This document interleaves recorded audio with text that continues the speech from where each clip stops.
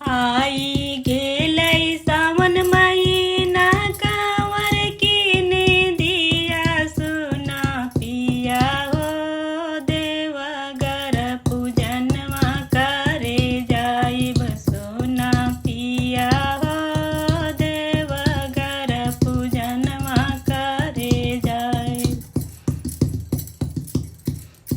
आई गेलै सावन महीना कांवर कीने दिया सुना पिया हो देवघर पूजनवा करे जा सुना पिया हो देवघर पूजनवा करे जाइब।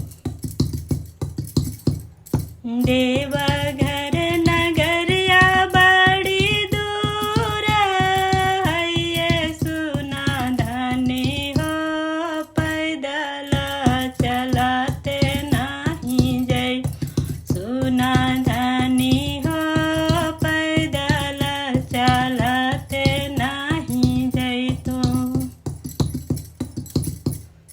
हमारो ससुर हथिन गाँवा के मालिक सुना पिया हो करिले बैगड़िया मोटर सुना पिया हो करिले बैगड़िया मोटरवा। हमारा भैंसुर हथिन गाँवा सरपंच सुना पिया हो करिले बैकरवा मारुत सुना पिया हो करिले बैकरवा मारुतिया।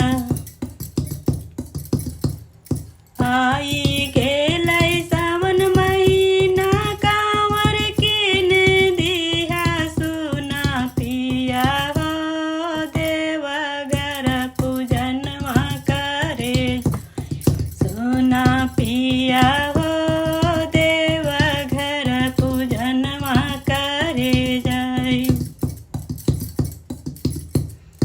हमारो जे पिया हथिन थाना के दरोगा सुना पिया हो करिले बैकरवा मारुत सुना पिया हो करिले बै मारसल मारुतिया।